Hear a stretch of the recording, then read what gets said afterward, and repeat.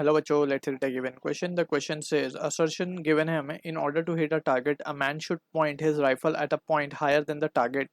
Reason given है the bullet suffers of vertical downward deflection due to gravity. Option 1 given है assertion is true, reason is correct explanation for assertion. Option 2 given है assertion is true, reason is not a correct explanation for assertion. Option 3 given है assertion is true, reason is false. Option 4 given है assertion is false, reason is true. So इस क्वेश्चन का जो की concept होगा that is the concept of projectile motion.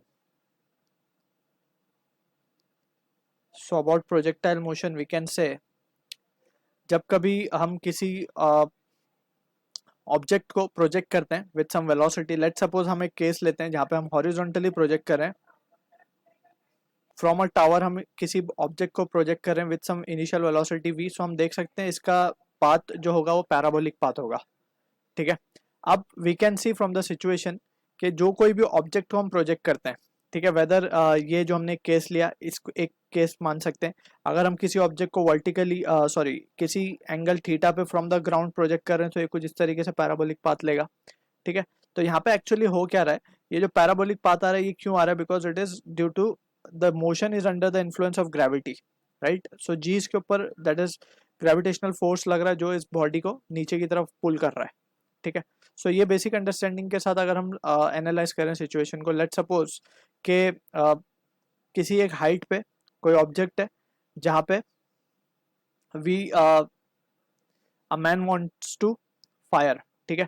तो अगर ये यहाँ पे फायर करेगा इस तरीके से, अगर डायरेक्टली ये इस तरीके से एम यहाँ पे हुआ तो हमें पता है कि अगर ये डायरेक्टली फायर इस तरीके मीन्स डायरेक्टली अगर इस पे एम करे फायर जो मीन्स मैन है, अगर वो डायरेक्टली इसके ऊपर एम कर रहा है, सो क्या होगा एक्चुअली में ये जो मोशन है इसका कुछ इस तरीके से प्रोजेक्टाइल करता हुआ ये नीचे की तरफ आके यहाँ पे लैंड कर जाएगा और यहाँ पे बुलेट शूट हो जाएगी.